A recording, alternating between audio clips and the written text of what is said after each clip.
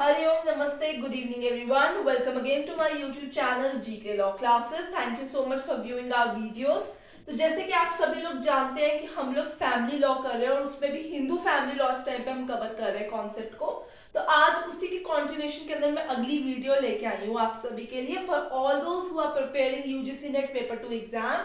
ये family law का concept बहुत ही इंपॉर्टेंट है। अगर आप इसको प्रॉपरली हमारी वीडियोस को देखेंगे जिन्हें हम कंसाइज के साथ साथ इलैबोरेटिव फॉर्मेट दोनों वे में प्रेजेंट कर रहे हैं, तो आपको बहुत सारी जानकारी मिलेगी और आप इजी वे से इस लॉ को ग्रैस्प कर पाएंगे। सो वीडियो को अंत तक देखते रहिए। पसंद आए तो लाइक शेयर कर दीजिएगा और वीडियो को स्टार्ट करने से पहले अभी के अभी सब्सक्राइब बटन दबा दीजिए। तो आइए शुरू करते हैं आज की वीडियो। आज हम दो बहुत ही इंपॉर्टेंट कॉन्सेप्ट्स को इस वीडियो के अंदर समझने वाले हैं, बट उसके लिए हमें थोड़ा सा पहले पीछे जाना होगा ताकि हम कॉन्सेप्ट को समझ सके कि अभी तक हमने पिछली वीडियोस में क्या किया है। सो फॉर ऑल दोस्त who are new to the channel या उन्होंने फैमिली लॉ की आज पहला लेक्चर देखा है, प्रीवियसली लेक्चर 1 और लेक्चर 2 नहीं देखा, तो उन लोगों को मैं बता देती हूँ कि कौन सी वीडियो शॉर्ट ऑलरेडी अवेलेबल है। तो सबसे पहले आपको बता दूं कि हमारे 2 लेक्चर्स हो चुके हैं in the video format for family law और एक हमारा दो शॉर्ट रादर आ चुके हैं ऑन फैमिली लॉ। तो आप इसे जाके हमारे YouTube channel GK law classes पे जाके चेकआउट कर सकते हैं और चैनल को फटाफट सबसे पहले सब्सक्राइब कर लीजिए। मैं बार बार बता रही हूँ, आपको बाद में फिर पता नहीं चलेगा कौन सी वीडियो शॉर्ट आ चुका है चैनल के ऊपर।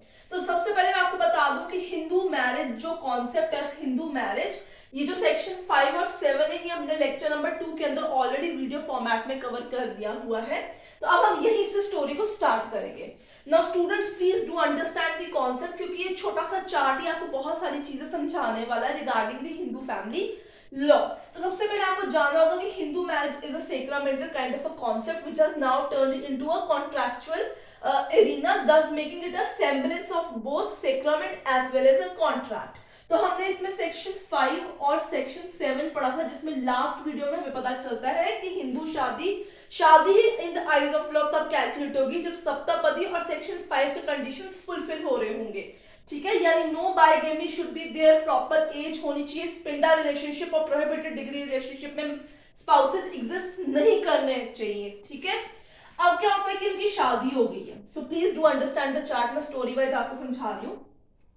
Now, first of all, the spouses get into the union. Their marriage is solemnized under Section 7 of the Hindu Marriage Act, and this have started living happily under one roof in a domestic relationship as a husband and wife. तो अब जब वो साथ में रहना शुरू हो गया, they are living very happily.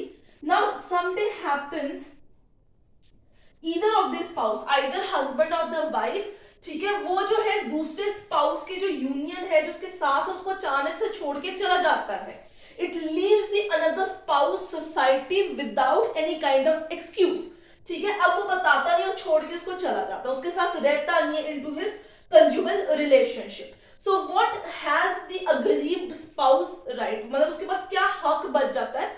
So the aggrieved spouse will have a right under section number 9, ठीक है, that he can file into district court the petition for restitution of conjugal rights। ठीक है, तो अग्रीव्ड पार्टी जो है वो petition दायर कराएगा क्लेमिंग कि जो सामने वाला मेरा ऑपोजिट स्पाउस है विदाउट एनी रीजनेबल एक्सक्यूज मुझे छोड़ के चला गया, he has withdrawn my society, he has withdrawn my conjugal relationship. तो कोर्ट को अगर एक्सक्यूज अनरीजनेबल साउंड करेगा तो वो जो है पिटीशन ग्रांट करेगा, डिक्री ग्रांट करेगा for what, under section number 9, restitution of conjugal rights that you are supposed to live together। Now story यहाँ पे change होती है। They were married, they were living happily, suddenly certain kind of issue happens, they get separated। What right they have? They have right of restitution of conjugal rights। This is one thing। ठीक है, second thing is that now suppose I am making a story for you to understand these sections। तो इसके अंदर कहानी ये होती है कि suppose अगर husband and wife जो है डिक्री भी पास हो गई है, सब कुछ हो गया है, but they are not cohabiting together. आपको वर्ड याद रखना होगा, कोहिबिटिंग। कोहिबिटिंग यानी डोमेस्टिक रिलेशनशिप में एक साथ रहना under one roof as an husband and wife. तो आप बेयर एक्ट में वर्ड कोहिबिटिंग यूज करेंगे। ठीक है, तो आपको ये वर्ड याद रखना होगा। Now what happen, this does not happen after passing of the decree, another spouse who has left the society of B spouse has not came back। ठीक है, he hasn't come back, she hasn't come back, वो cohabit together नहीं कर रहे।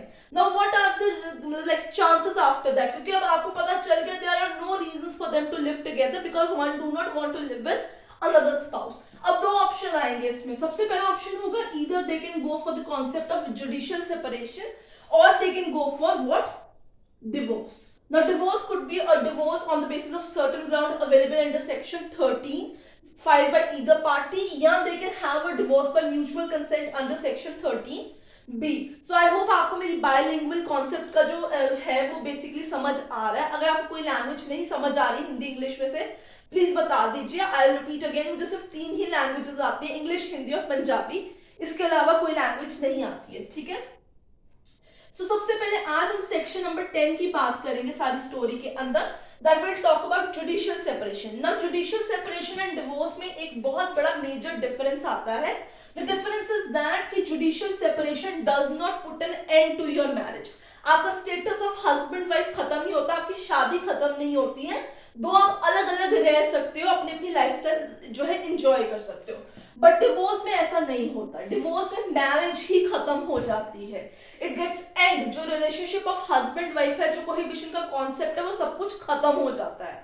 This is the major difference between these two sections. You have to remember. Now in that story what happens, हम judicial separation की ही सबसे पहले बात करते हैं जो सेक्शन नंबर 10 में दिया गया है. Now students, you have to remember the sections of conjugal rights, judicial separation, divorce and the condition of marriages. बहुत बड़ी जो है सिर्फ सेक्शन के नंबर ही पूछ लिए जाते हैं, तो ये आपको याद रखना होगा. इसके अलावा void marriage सेक्शन 11 में है, voidable marriage सेक्शन 12 में है. Now two things have to be remembered before we proceed for judicial separation and divorce is that under section 14 of the Hindu marriage act आपको ये चीज याद रखनी होगी that you can not file a petition for divorce और judicial separation before 1 year of your marriage. ठीक है. मतलब शादी को कम से कम 1 साल हुआ होना चाहिए, तभी आप ये पिटिशन जो है इनकी दायर कर सकते हो.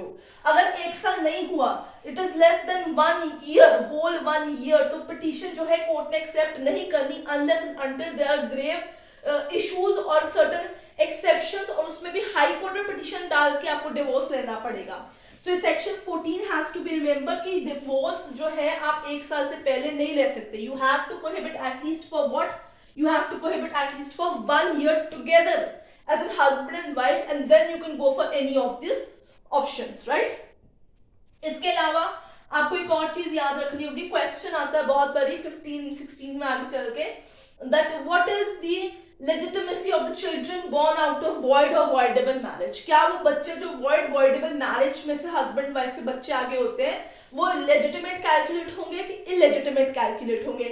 Let me tell you, according to Hindu Marriage Act वो legitimate ही calculate होंगे. They have a right in parents property and the family property as well. ठीक है. वो शादी बाद में voidable बनी है, शादी बाद में void declare कराई है, it's none of their concerns. Children legitimate he calculate किए जाएंगे. So ये आपके 15-16 में कवर हो जाएगा. ठीक है. इसके अलावा डिवोर्स होने के बाद 16 नंबर में एक्चुअली चिल्ड्रन आते हैं. 15 में आपको ये भी डिवोर्स के बताया जाएगा उसके अंदर कि once you get divorced you have a right to get remarried to your previous spouse. 15वें सेक्शन के अंदर जो है यही बताया गया what after divorce. तो क्या वो पुराने कपल दोबारा हस्बैंड एंड वाइफ बन सकते हैं? हाँ, हिंदू मैरिज में ये प्रोविजंस भी आपके पास आते हैं. सो आई होप आपको आगे पीछे वाले सारे सेक्शन समझ आ गए before we proceed for 10 and 13. तो अब हम 10 नंबर सेक्शन को समझने की कोशिश करते हैं. Judicial separation. Judicial separation is a kind of a separation that does not put end mark to your marriage. आप हस्बैंड एंड वाइफ का स्टेटस कंटिन्यू रखते हैं, बस आपको एक राइट होता है कि आप अलग अलग अपने आप को सर्वाइव कर सकते हो. अब जो ये हिंदू मैरिज एक्ट आता है ना, इसके तहत जुडिशियल सेपरेशन किन किन कारणों से आप ले सकते हो. तो डिवोर्स सेक्शन 13 के सब सेक्शन 1 और सब सेक्शन जो आगे उसका 2 है, उसके तहत जो ग्राउंड्स दिए गए उन्हीं बेसिस के ऊपर जुडिशियल सेपरेशन हमें दिया जाता है. टू द वाइफ और the either of the spouse वो लोग पिटीशन दायर कर सकते हैं इस चीज के लिए. So there will be no longer obligator to be together, to be with one another person. तो हम देखते हैं कौन से ग्राउंड्स हैं जिस पे जुडिशियल सेपरेशन जो है वो आपको ग्रांट की जा सकती है कोर्ट के द्वारा. यस, जुडिशियल सेपरेशन कोई भी मतलब लाइक स्पाउस मांग सकता है, कोई ऐसी बंदिश नहीं है उसके अंदर कि that it has to be like seeked by wife only. कभी कभी हस्बैंड भी जो है वो अनॉयड होता है, he is also not happy, but because of certain other restrictions वो ये कह सकता है कि that I do not want to proceed for divorce right now, तो वो कोर्ट में पिटिशन दायर करके जुडिशली सेपरेट हो सकते हैं एक दूसरे से और रिलेशनशिप को जो है एग्जिस्ट कर सकते हैं। आइए ग्राउंड्स देखते हैं जिसके तहत हम बेसिकली जुडिशियल सेपरेशन जो है कोर्ट से क्लेम कर सकते हैं। ठीक है, कौन से ग्राउंड्स हो सकते हैं? जैसे अडल्ट्री, मैं यहां लिख रही हूं, ये जो ग्राउंड्स हैं ये बोथ द पार्टीज जो है वो सीख कर सकते हैं। अडल्ट्रीज, क्रूएलिटी या डिजर्शन, डिजर्शन यानी वो छोड़ के आपको चला गया हुआ है, ठीक है, 7 साल से ज्यादा उसका अता पता नहीं है। सीज टू बी हिंदू, ठीक है, कोई उसको वेनरल डिजीज है,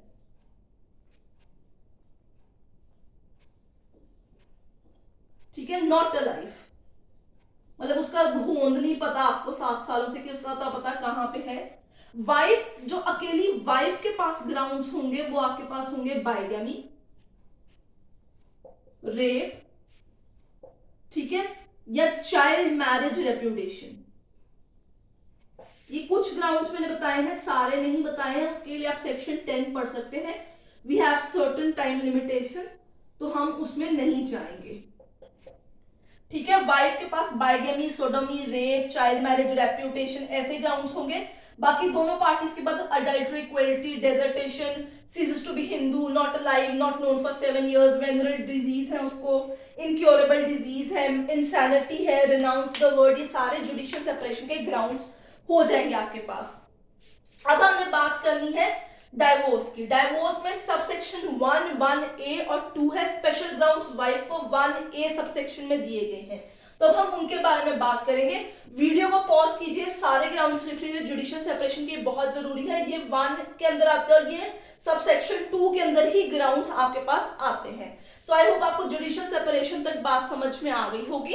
अगली वीडियो के अंदर मैं आपको ग्राउंड्स ऑफ डिवोर्स और म्यूचुअल कंसेंट के ग्राउंड्स बताऊंगी। So stay tuned till the video. अगर वीडियो पसंद आई है लाइक शेयर कर दीजिए, चैनल को सब्सक्राइब करना भूलेगा मत। I will see you next with the ground of divorce under section 13।